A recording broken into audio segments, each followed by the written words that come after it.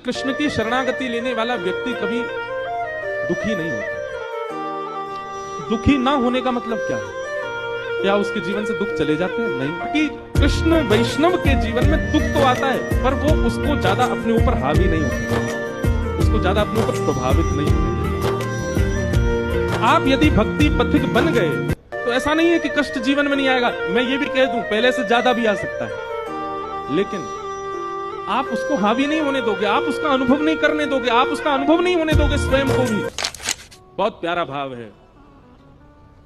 ब्रज के नंद लाला राधा जी के सांवरिया, सब दुख दूर हुए जब तेरा नाम लिया।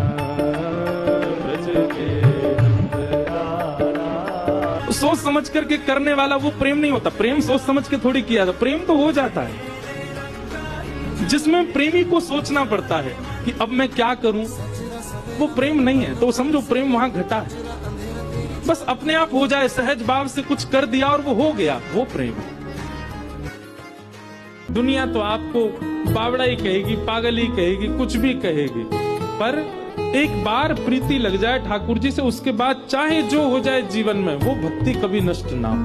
अगर हमारी भक्ति ऐसी है कि जीवन में आने वाले किसी विविधान या किसी विषय के कारण हमारी भक्ति विच्छिन्न हो जाती है, ठाकुर जी को बहुत कष्ट होता है। तो आए ही क्यों थे जीवन में? तुमने उम्मीद ही क्यों जगाई थी हमारे चित्त में कि तुम हमारे भक्त हो, और अब स्थिति विपरीत आई तो तुम हमको छोड़ रहे हो। इसलिए न विच्छिन्न होने वाली भक्ति, न डगमगाने वाली भक्ति जब व्यक्ति करता है, तभी उसका आत्म कल्याण होता है, तभी उसकी आत्मा का कल्याण होता है देह में आने के बाद। वैष्णव का स्वभाव है विवाद में नहीं पड़ना चाहिए।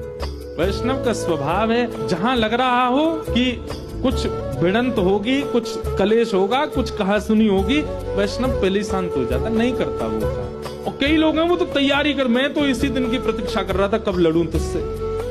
ये वैष्णव नहीं हो सकता। वैष्णव तो नजरअंदाज करना जानता है। वो